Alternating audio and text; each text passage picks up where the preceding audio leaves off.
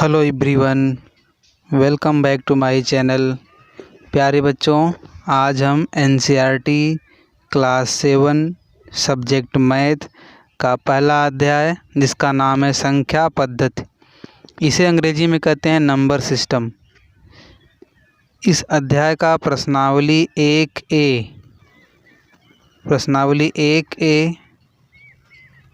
इस प्रश्नावली को पढ़ाया जाएगा आपको। तो चलिए इस प्रश्नावली के पहले प्रश्न को देखते हैं। पहला प्रश्न है 20 और 40 के बीच समस्त समधन पूर्णांक लिखिए।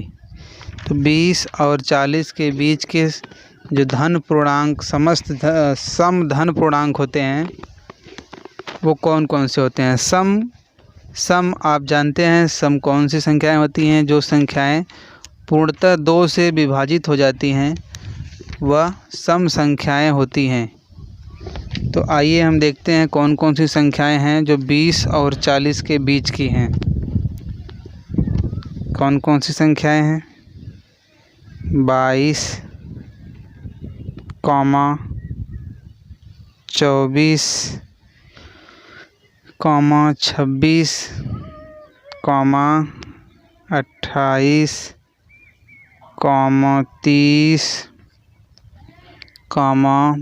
30,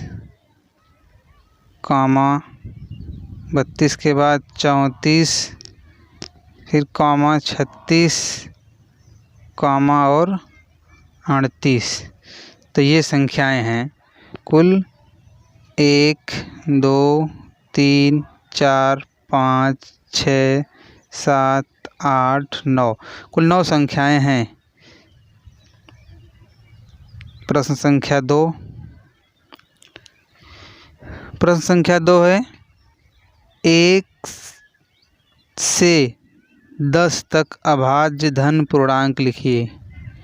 1 से लेकर के 10 तक के बीच के जितने भी अभाज्य धन पूर्णांक हैं उन्हें लिखना है। अब अभाज्य धन पूर्णांक क्या होते हैं? अभाज्य संख्याएं वे संख्याएं होती हैं जिनके केवल 2 गुणनखंड होते हैं। एक तो 1 होता है, दूसरा वह संख्या स्वयं होती है। तो 1 और 10 के बीच की अभाज्य संख्याएं कौन कौन सी हैं?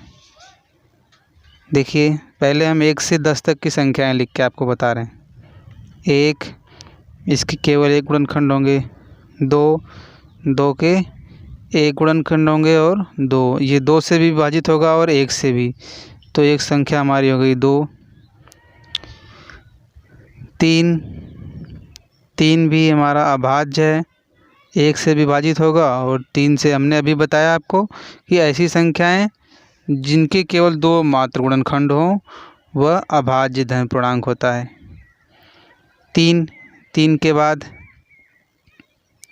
4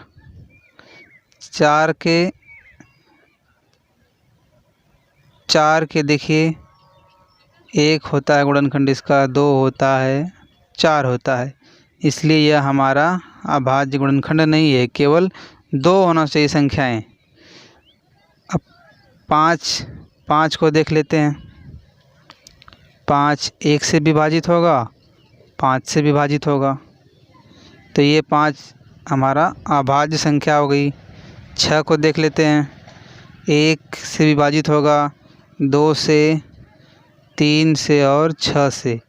इसके गुणनखंड हो गए 4 संख्याएं हो गई, अतः यह हमारा अभाज्य नहीं है। 6 के बाद 7 1 से विभाजित होगा और 7 से, यह अभाज्य गुणनखंड है, अभाज्य संख्या है 7। 8 को देख लेते हैं। 1 से विभाजित होगा, 2 से विभाजित होगा, 4 से विभाजित होगा और 8 से विभाजित होगा। ये देखिए इसके गुणनखंड हो गए 1, 2, 4, 8। 4 ऐसी संख्याएं हैं जिससे 8 विभाजित होगा, अतः यह अभाज्य संख्या नहीं है। अब 8 के बाद 9 को देख लेते हैं। 9 1 से विभाजित होगा, 3 से विभाजित होगा, 9 से विभाजित होगा। 2 से अधिक गुणनखंड हो गए, अतः यह भी अभाज्य संख्या नहीं है। हमें 1 से 10 के बीच का ज्ञात करना है। तो अभी हमने ज्ञात किया कुल संख्याएं कौन कौन सी हैं, 2, 3, 5, 7। 2, 3, 5, 7 कितनी संख्या हो गई, फिर से देख लीजिए। 2, 3, 5, 7 कुल 4 ऐसी संख्याएं हैं 1 से 10 के बीच की जो अभाज्य हैं, अतः ये हमारा आंसर हो जाएगा। अगले प्रश्न की ओर बढ़ते हैं। प्रश्न संख्या 3। प्रश्न संख्या 3 है, तो प्रश्न संख्या 3 है हमारा 2a + 1 का क्रमानुयायी पूर्णांक बताइए। आपको बताना है कि 2a + 1 का क्रमानुयायी पूर्णांक। क्रमानुयायी पूर्णांक को ज्ञात करने के लिए हम दिए हुई संख्या में 1 जोड़ देते हैं। जैसे संख्या हमारा दिया गया है कितना, 2a + 1, इसी में हमको ऐड कर देना है 1। जो भी दिया गया है उसी में हम 1 को ऐड कर देते हैं। अब ये इसको ब्रैकेट को ओपन करेंगे, हो जाएगा 2a + 1 + 1। अब ये हो जाएगा हमारा 2a + 1 और 1 कितना हो जाएगा, 2। तो 2a + 1 का क्रमानुयायी पूर्णांक हो गया 2a + 2। ये आंसर हो जाएगा इसका। अगले क्वेश्चन की ओर बढ़ते हैं। क्वेश्चन नंबर 4, 2/3 का योगात्मक प्रतिलोम ज्ञात कीजिए। 2/3 का योगात्मक प्रतिलोम ज्ञात करना है। योगात्मक प्रतिलोम को ज्ञात करने के लिए दी हुई संख्या में माइनस से गुणा कर देते हैं। जैसे हमारी संख्या दी गई है 2/3, इसी में हमें गुणा कर देना है माइनस से। माइनस से गुणा करेंगे तो क्या हो जाएगा, -2/3। ये हमारा हो जाएगा आंसर। अगले क्वेश्चन की ओर बढ़ते हैं। Question number 5। 5वां क्वेश्चन आपके स्क्रीन पर है। -5 का गुणात्मक प्रतिलोम लिखिए। -5 का गुणात्मक प्रतिलोम लिखना है। गुणात्मक प्रतिलोम दी हुई संख्या और उसका गुणात्मक प्रतिलोम दोनों का गुणा करने पर गुणनफल 1 आना चाहिए। मान लिए कि -5 का गुणात्मक प्रतिलोम x है। मैंने मान लिया कि दी गई संख्या जो है -5, इसका गुणात्मक प्रतिलोम x है। अब प्रश्नानुसार क्या हो जाएगा, -5 × x। हमने अभी आपको बताया कि जो संख्या है उसका गुणात्मक प्रतिलोम जो होता है दोनों को गुणा करने पर कितना आना चाहिए, 1 आना चाहिए। अब ये हो गया आपका -5 x = 1।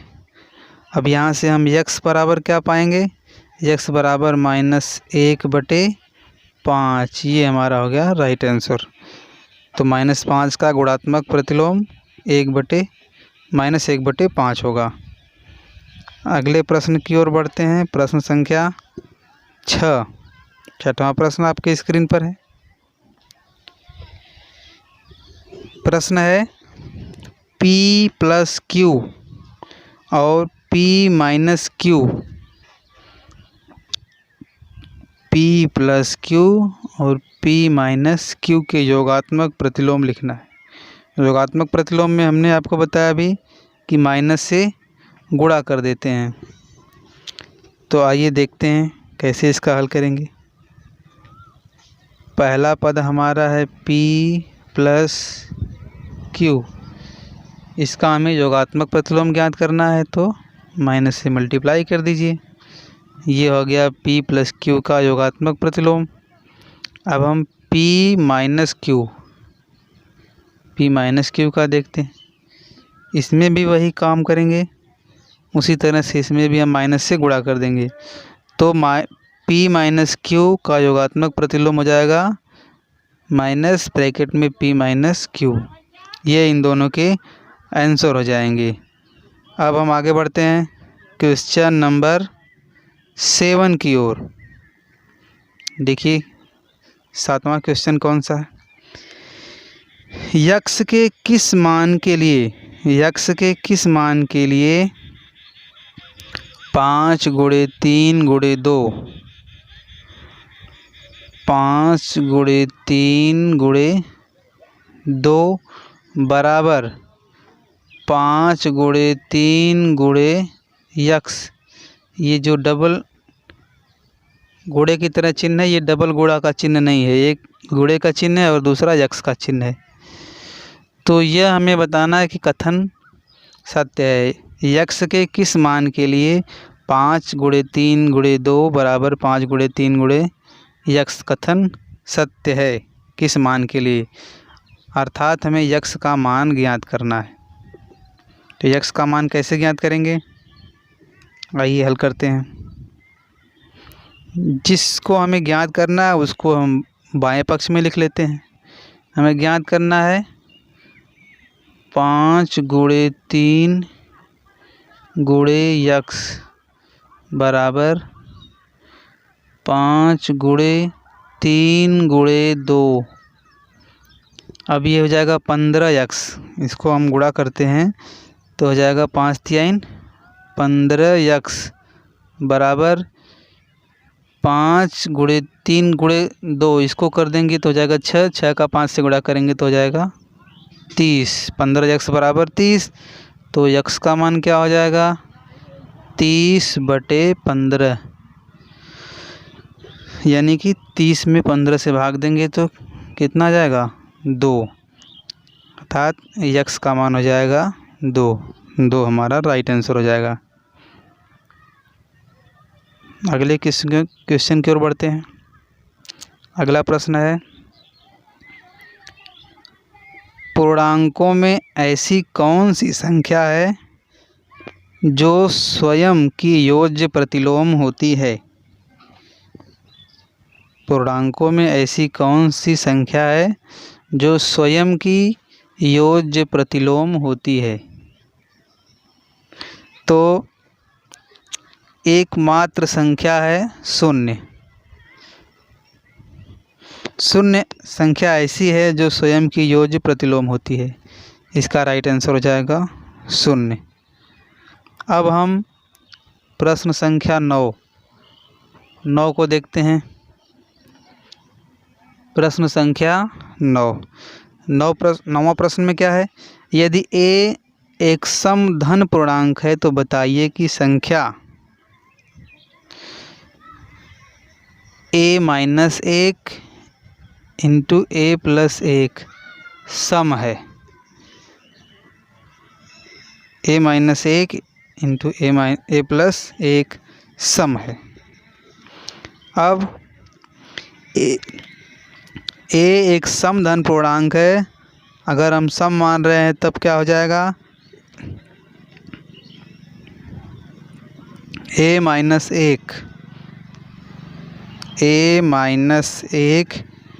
एक विषम संख्या होगी, एक विषम संख्या होगी तथा a+1 भी क्या होगी, विषम संख्या होगी। कैसे विषम संख्या होगी,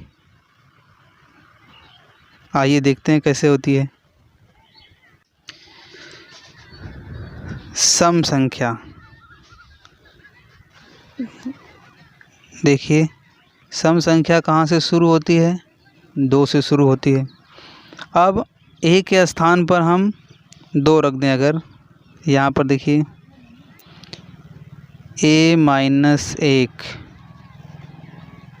दूसरे ब्रैकेट में है a+1।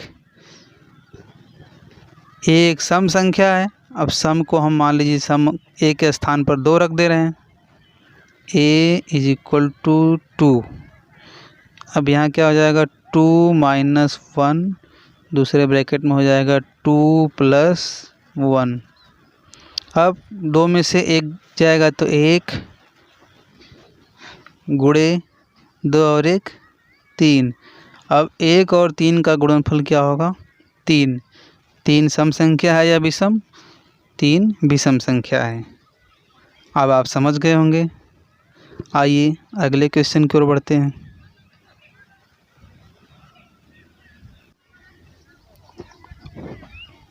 प्रश्न संख्या 10।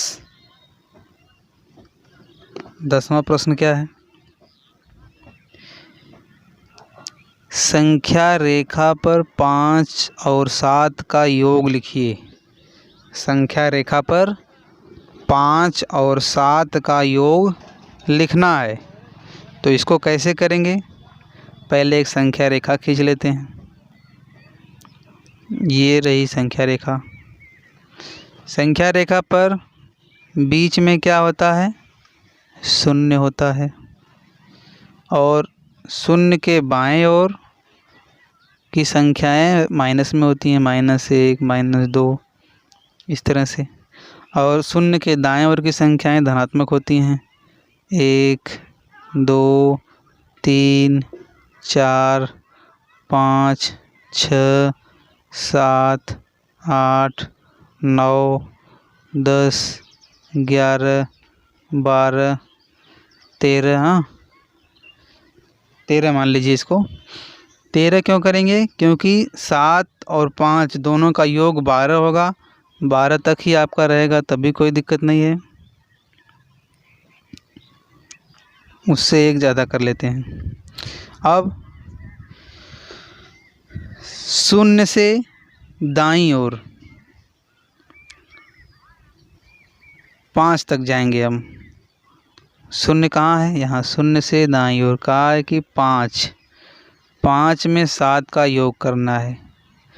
5 तो हो गया, 5 तक पहुँच गए। अब यहाँ से 7 गिनना है।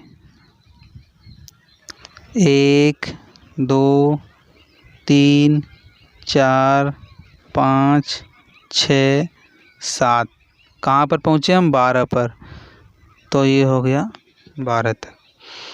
अब संख्या रेखा पर 5 और 7 का योग लिखना था। तो संख्या रेखा हमने खींच दिया। संख्या रेखा पर अंकों को दर्शा दिया और बता दिया आपको कि 0 से 5 तक की संख्या है, फिर 5 से हम 12 तक। यहाँ तक जो है कि कुल संख्या रेखा पर 5 और 12 को हमने दर्शा दिया। अब 5 धन 7 क्या योगफल 12 आता है?